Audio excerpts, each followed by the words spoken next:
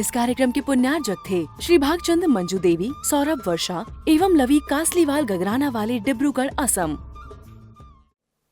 राम किसके लिए निकले थे? कौन पूछने के लिए उनके निकला था? सीता को जंगल में छोड़ा था, कौन पूछने के लिए निकला था? जितने भी आपके पास उदाहरण आते हैं, कौन उनके पूछने के लिए निकलता है? लेकिन अपने आप पूछने वाले मिलते ही नहीं मिलते। पुण्य साथ में हैं तो पूछने वाले जंगल में ही मिल जाएंगे। पुण्य की मिठाई साथ में है तो मिट्टी में भी वो मिठाई पड़ी होगी ना तो चींटियां लग जाएंगी। मिट्टी में भी पड़ी होगी, गड्ढे में भी पड़ी होगी तो चींटियां लग जाएंगी। और पाप का नमकीन साथ में तो चींटी बिल के सामने भी रख देना तो इस साइड से निकल जाएंगी सारी, कोई नहीं चिपकेगा। तो किसी के पूछने के लिए कोई हमें पूछेगा कि नहीं बाद में, ये सोच के आप घर मत छोड़ो। आप अपने पुण्य को साथ में लेके घर छोड़ दो, पूछने वाले अपने आप आ जाएंगे। और जो तुम्हें पूछना छोड़ दिए थे, एक बार बनो तो संयमी, तुम एक बार संयमी बनो तो जिन लोगों ने तुम्हें पूछना छोड़ दिया था वे भी कहेंगे अरे ये तो हमारे महाराज जी हैं, हमारे ये लगते हैं, हमारे वो लगते हैं। वे सारे रिश्ते सब दिखाने लगे, जितने जितने रिश्ते हैं वे सब उभर कर सामने आने लगेंगे। अरे अरे वो हमारे वो थे, हमारी बेटी के बेटे के बहन के लड़के के ये और वो बने महाराज जी। फिर सब रिश्ते निकाल लेंगे, अपने आप पूछने लगेंगे। एक बार संयम को तो पूछो, तुम संयम की पूछ में तो अपने आप को ढालो। ये सारे लोग जो पूछना बंद कर दिए थे ना, वे भी सब पूछने लगेंगे। जो तुम्हें रिश्ते पते भी नहीं थे ना, बे रिश्ते तक निकल आएंगे, वो रिश्ते ही निकल आएंगे। इसलिए चित्तम सद्ध्यानम, पुण्यात्मा, अपने पुण्य को पता करना है, पुण्यात्मा हूं कि नहीं हूं। एक बार छोड़ के तो देखो पूछता है कि नहीं पूछता कोई। अपनी परीक्षा खुद करो और विश्वास मानो, पुण्य है तो सब पूछेंगे।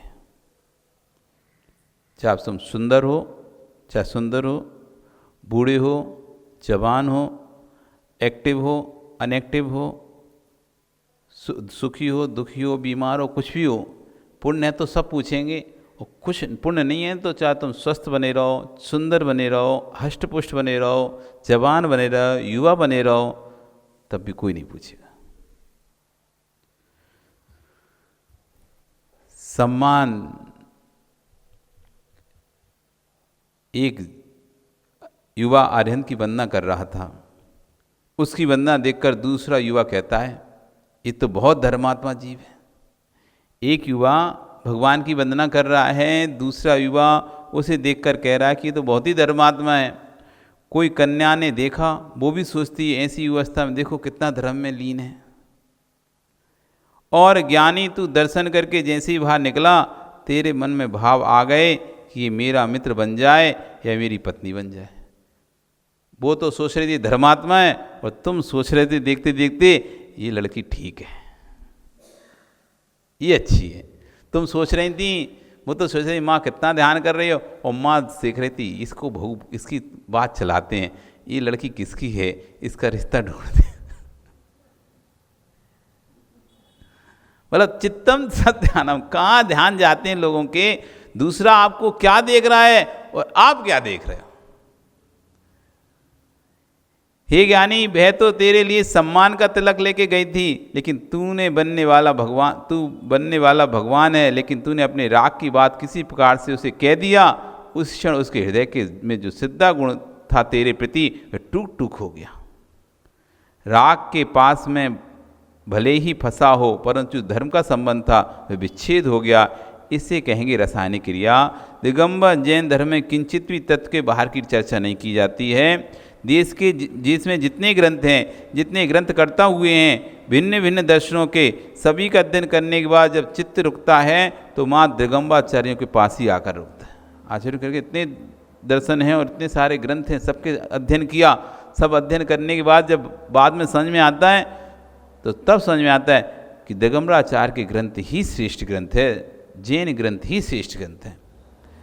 कहीं भाषा का, कहीं व्याकरण का सौष्ठव है, परंतु भावों की विशुद्धि का जो सौष्ठव दिखाई जैन दर्शन में देता है वह कहीं नहीं दिखाई देता। भाषा का सौष्ठव मिल जाएगा दूसरे दर्शनों में, अच्छी भाषा उपयोग कर सकते हैं, भाव व्याकरण का सौष्ठव मिल जाएगा, लेकिन भावों का सौष्ठव जो है, भावों की विशुद्धता की चर्चा जो है वो जैन दर्शन में ही है। कोई भाषा की प्रधानता में, तो कोई व्याकरण में, तो कोई तर्कों में सुसु जीवन जी रहा है, लेकिन हमारे बीतरागी आचार्यों ने तर्कागम, शब्दागम, परमागम में ऐसा भाव भर दिया है कि एक शब्द सुनते ही, एक शब्द पढ़ते ही अंतरंग में संवेग भाव प्रवाहित होने लगता है। ऐसे ही अरिहंत की देशना सुनते ही तुरंत भावों में विशुद्धि उद्भूत होती है। हमारे आचरण की इतनी मधुर लेखन शैली रही है, उसको सुनते ही विशुद्धि का उद्भव हो जाता है। हे ज्ञानी, तुझे धर्मात्मा के रूप में देखा जा रहा था और तूने जैसे विकारी भावों से दूसरे को निहारा, उसका मन कहेगा ओ जिसे मैं धर्मात्मा समझ रहा था वह तो विषयों की खान है, वह तो इंसान भी नहीं बचा, भोग वृत्ति अशुभ वृत्ति है दुर्गति का की हेतु। कोई नार की तुझे हाथ पकड़कर बुलाने नहीं आएगा, विश्वास रखो। यहाँ तो लोग आपको बुलाकर श्रीफल चढ़वा रहे हैं, तिलक लगा रहे हैं, कोई भगा भी देता है, यहाँ तो सब कुछ देखने को मिलता है, परंतु नरक का नार की आज तक किसी को कहने नहीं आया कि आप मेरे साथ चलो। किसी नारकी ने आपका हाथ नहीं पकड़ा, किसी पशु ने आपका हाथ नहीं पकड़ा, आपको पशु बनना पड़ेगा। पशु किसी का जनक नहीं बनता, नारकी किसी का जनक नहीं बनता, पशु किसी की जननी नहीं बनता। यदि किसी नारकी या पशु बनाने वाला कोई है तो तेरी प्रवृत्ति है। नारकी ने कभी किसी को नारकी नहीं बनाया, पशु ने किसी को पकड़कर पशु नहीं बनाया, वो किसी के जनक नहीं रहे। नारकी और पशु बनने वाला कोई है तो वह हमारी ही प्रवृत्ति है। बहुत दिन हो गए दूसरों को दोष देते देते कहता है कि पत्नी रोकती नहीं है, तो पत्नी रोकती नहीं तो मैं मुनि बन जाता। व्यक्ति कह रहा है कि पत्नी नहीं रोकती, बच्चे नहीं रोकते तो मैं मुनि बन जाता आज, लेकिन पत्नी बच्चे रोकते इसलिए मुनि नहीं बन पा रहा। रोका किसने? आज बन जा। भीतर की कमजोरी तो तू अपनी कमजोरी स्वीकार नहीं करना चाहता, इसलिए दोष पत्नी को दे रहा है, दोष बच्चों को दे रहा है। हम स्वयं में डरते हैं, हम स्वयं में मजबूत नहीं होते, इसलिए अब अपनी तो कह नहीं सकते हम कमज़ोर हैं, हम दूसरे पर दोष आरोपण कर देते हैं, उसके कारण नहीं बन पा रहे। वो हमको नहीं जाने देती, वो बहुत राग करती है, इसलिए हम नहीं बन रहे। अरे किसको दोष दे रहे? स्वयं का ही कमजोरी है, दोष पत्नी को दे रहा है। कम से कम मायाचारी तो मत करो। एक तो स्वयं की निजी कमजोरी, ऊपर से दोष पत्नी को, डबल पाप कर रहे हो। कोई भी निमित्त कभी उपादान को प्रभावित नहीं करता, कोई भी निमित्त कभी किसी उपादान को ये नहीं कहता कि आओ। लड्डू ने कभी तुमसे नहीं कहा कि आके मुझे खाओ। उपादान प्रभावित होना चाहता है तो निमित्त बनता है, यदि उपादान प्रभावित होना नहीं चाहता तो कोई भी निमित्त किसी के लिए निमित्त बनता ही नहीं है। आज तक किसी व्यक्ति को बर्तन में रखी मूंगफली ने जुखाम किया क्या? खांसी की क्या? आप तो खाद्य पदार्थों की बात कर रहे हो, मैं तो कहता हूँ हाथ में रखा जहर भी किसी को नहीं मार सकता। मुट्ठी का जहर मृत्यु कारण नहीं होता, मृत्यु भी होती है तो बुद्धिपूर्वक मुख में रखता है तब तेरी मृत्यु होती है जहर से। नहीं तो ऐसे जहर रखे रहो, कोई थोड़ा ना मरने वाला है। ऐसे जहर से मृत्यु होती है तो जहर देखने से कौन मरा आज तक? अग्नि जलाती है तो अग्नि को देखने से कौन जला आज तक? अग्नि जलाती नहीं जलाती? तो अग्नि देखने से जलते कि नहीं जलते? क्यों? अग्नि तो निमित्त तभी बनेगी जब तुम्हारा उपादान उसके अंदर जाएगा। जैसे ऐसे अग्नि अपने में जल रही है, आग जलाती है, आग जलाती है तो आग को देखने से जल जाना चाहिए, फिर आग जलाती है तो। ऐसी जगत में जितने विषय हैं, चाहे कसाय भूत हो, चाहे पुण्य भूत हो, चाहे पाप भूत हो, कोई भी निमित्त भूत द्रव्य किसी को निमित्त होता ही नहीं है। हे ज्ञानी, निमित्त तभी बनता है जब उपादान प्रभावित होता है।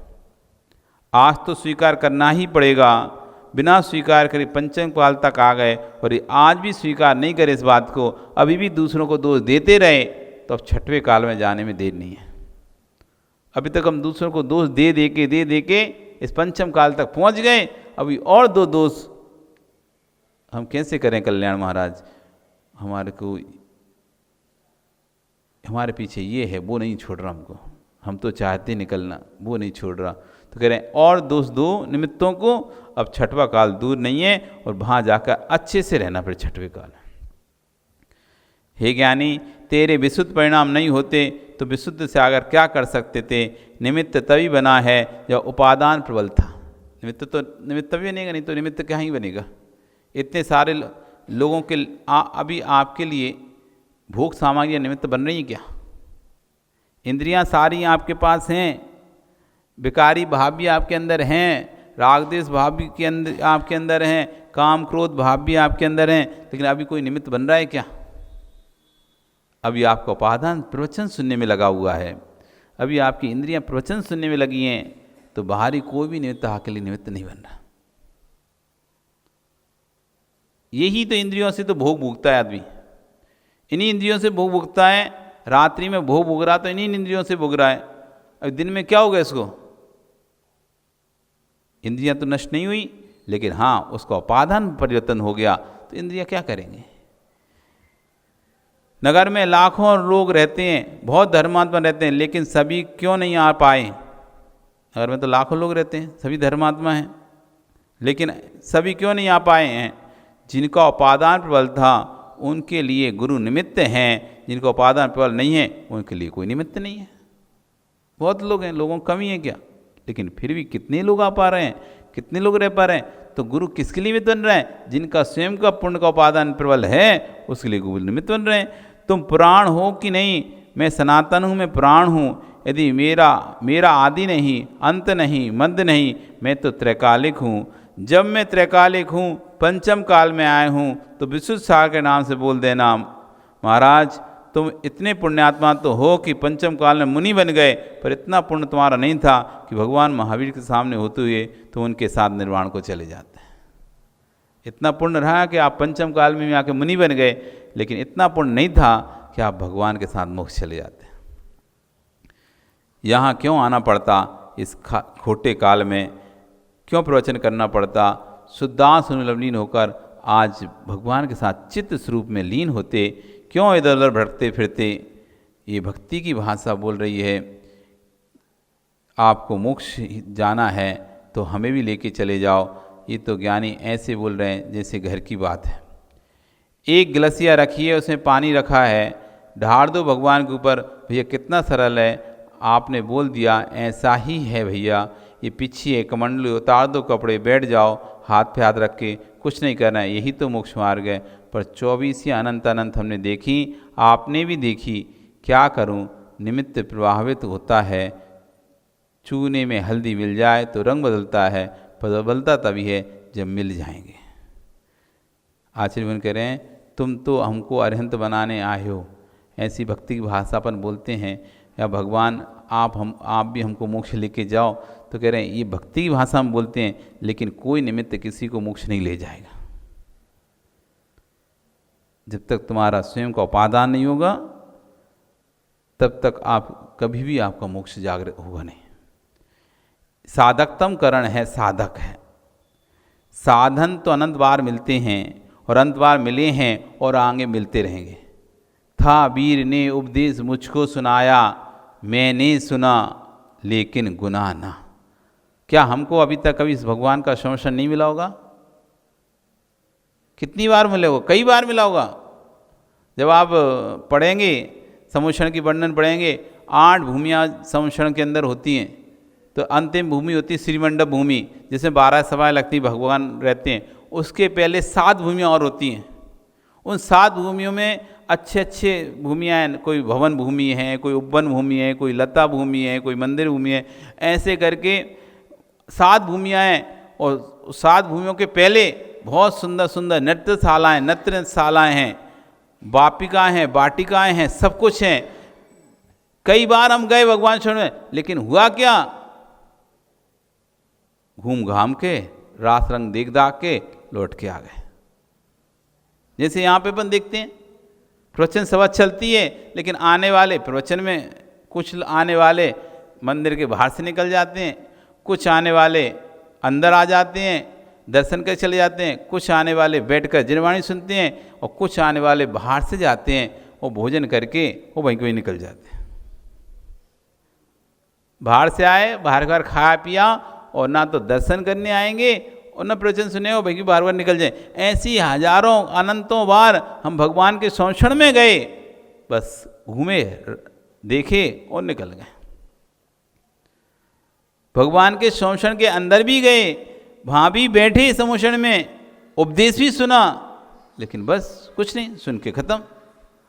था वीर ने उपदेश मुझको सुनाया, कई बार भगवान का उपदेश मैंने सुना लेकिन गुना ना, उसको धारण कभी किया ही नहीं हमने। आज आपको इतना उपदेश चल रहा है, उपदेश आप सुन रहे हो, लेकिन उसमें से धारण कितना कर रहे हैं? ये तो मुंडी तो लाते हो, हाँ अच्छी बात कर रहे हैं महाराज जी, अच्छी बात कर रहे हैं, सही बात कर रहे हैं, बढ़िया बात कर रहे हैं, लेकिन उसमें से ग्रहण कितना हो रहा है? ग्रहण कितना है? ग्रहण तो ही नहीं पा रहा। उपदेश इसी ऐसे ही करेंगे, हजारों बार अनंत बार हमने भगवान का उपदेश सुना है, लेकिन हुआ क्या है? साधन तो हमें अनेक बार मिले, लेकिन साधकतम करण उपादान हमको भी एक बार भी जागृत नहीं हुआ हमारा। जब उपादान जागृत होता है तभी व्यक्ति का कल्याण होता है, उपादान जागृत नहीं होता तो कल्याण भी नहीं होता। जिस कार्य की सिद्धि निश्चित हो, जिससे कार्य की सिद्धि निश्चित हो, उसे कहते हैं साधकतम करण। साधकतम करण जैन व्याकरण का सूत्र है। इस सूत्र को अभिनव यतिभूषण महाराज ने न्याय दीप का विशाल रूप से स्वीकार किया है। तब तक निमित्त नहीं है जब तक उपादान कार्यभूत नहीं हो रहा है। जिस निमित्त से शीघ्र उपादान कार्यभूत होता है वही उसके लिए साधकतम करण होता है। निमित्त दो भागों में विभाजित कर दो, एक अंतरंग निमित्त, दूसरा बहिरंग निमित्त। निमित्त को दो भागों में बांट दो, एक अंतरंग निमित्त और एक बहिरंग निमित्त।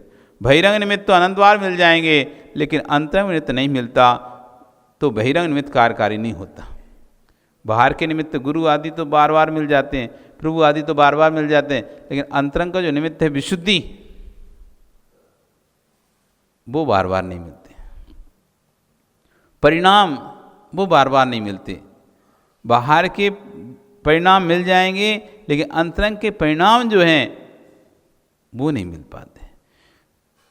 लेकिन अंतरंग निमित्त नहीं मिलता तो बहिरंग निमित्त कार्यकारी नहीं होता।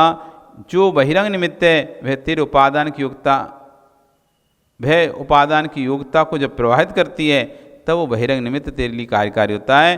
तदेतन मूल हेतुशात कारणम से कार्यक्रम यद बाह्यम देश काल आदि तपस्ष बहिरंकर।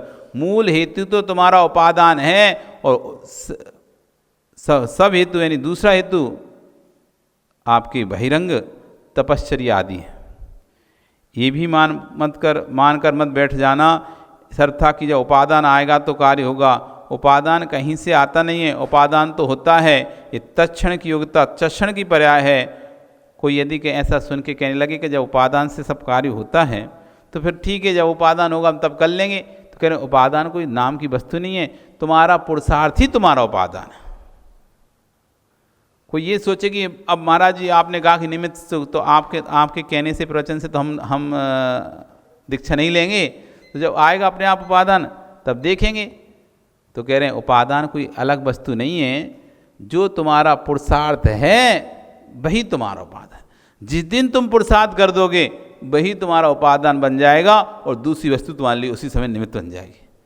आज तुम यदि भाव बनाते हो नहीं मुझे अपना कल्याण करना है, तो आज का ही प्रवचन तुम्हारे लिए निमित्त हो जाएगा, क्योंकि तुमने आज भाव बनाया, और आज भाव नहीं बनाया तो आज का प्रवचन तुम्हारे लिए निमित्त नहीं होगा। निमित्त तो हर समय तैयार है, लेकिन जब तक हमारा उपादान हमारे स्वीकार नहीं करेगा तो निमित्त कभी भी निमित्त रूप परिणत नहीं होगा। इस कार्यक्रम के पुण्यार्जक हैं श्री भागचंद मंजू देवी, सौरभ वर्षा एवं लवी कासलीवाल गगराना वाले डिब्रूगढ़ असम।